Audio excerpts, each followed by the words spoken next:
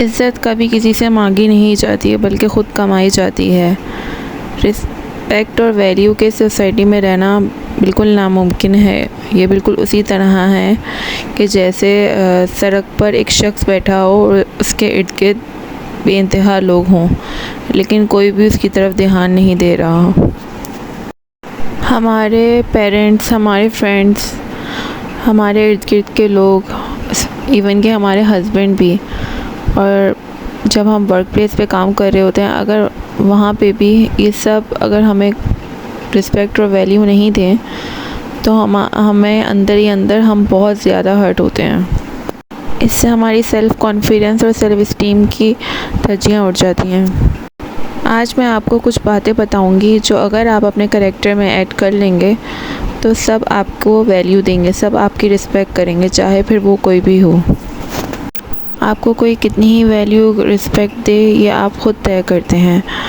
अब आप इस तरह अपनी सेल्फ़ इस्टीम को बनाएं कि आप किसी पे भी डिपेंडेंट ना हो, आप अपने में एक मुकम्मल हैं।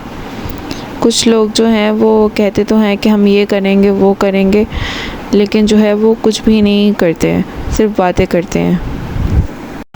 जिस बंदे की सेल्फ़ इस्टीम लो होती है वो अपने से किए हुए वादे कभी भी नहीं पूरी कर सकता, जिसकी वजह से इसका आसपास के लोग मजाक उड़ाते हैं। ऐसे लोग मेहनत नहीं करते बल्कि हर वक्त दूसरों के लिए हाजिर रहते हैं। वो चाहते हैं कि वो हर किसी की लिस्ट में उनका पहला नंबर हो, यानी कि वो हर किसी की गुड लिस्ट में रहना चाहते हैं, हर किसी को खुश रखना चाहते हैं। तो जब आप ख़ुद की वैल्यू नहीं करते तो कोई दूसरा आपकी वैल्यू क्यों करेगा, क्यों रिस्पेक्ट देगा आपको। असल में ये लोग ख़ुद को दूसरों से कम महसूस करते हैं, इनमें एक इनसिक्योरिटी सी होती है। तो अगर आपके जहन में कोई, मेरी बहनों, आता है कि कोई हमें वैल्यू नहीं देता, तो आपने उनको ये सारे रीज़न्स दिए हुए हैं जिसकी वजह से वो आपको रिस्पेक्ट और वैल्यू नहीं देते। वैल्यू बढ़ाने के लिए आपने अपनी सेल्फ़ इस्टीम पे काम करना है, और ये आपने कैसे करना है कि झूठ नहीं बोलना।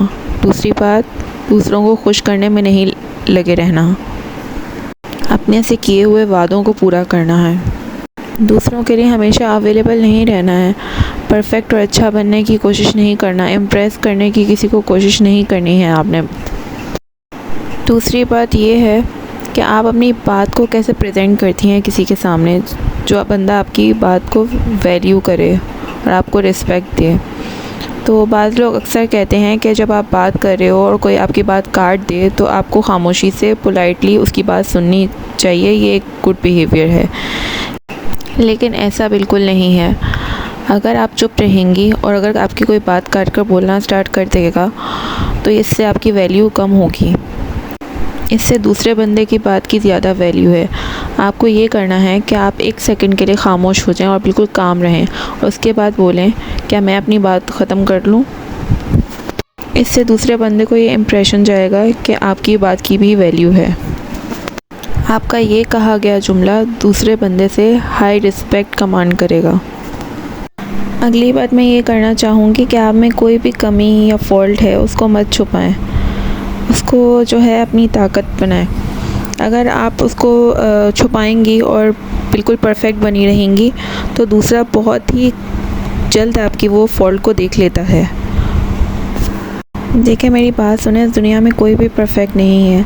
अब मैं मानती हूँ अपने सच को एक्सेप्ट करना जो है बहुत ही मुश्किल काम है, लेकिन वैल्यू उसी की होती है जो अपने सच को एक्सेप्ट करता है, जो अपनी कमी को एक्सेप्ट करता है। अच्छा, आपने कुछ लोगों को देखा होगा जिनको बहस करने की आदत नहीं होगी, और वो बहस ख़त्म करने के लिए अपनी गलती चाहे उनकी ना भी हो लेकिन वो एक्सेप्ट कर लेते हैं कि अच्छा मेरी गलती है, ताकि लड़ाई ख़त्म हो। इससे आप अच्छी किसी की नज़रों में नहीं रहते। वो समझते हैं शायद वो आपकी इज़्ज़त करना स्टार्ट कर देंगे, लेकिन ऐसा बिल्कुल नहीं होता है। दूसरा बंदा जो है वो आपकी बिल्कुल भी वैल्यू नहीं करता है, बल्कि वो आपको डीवैल्यू करता है।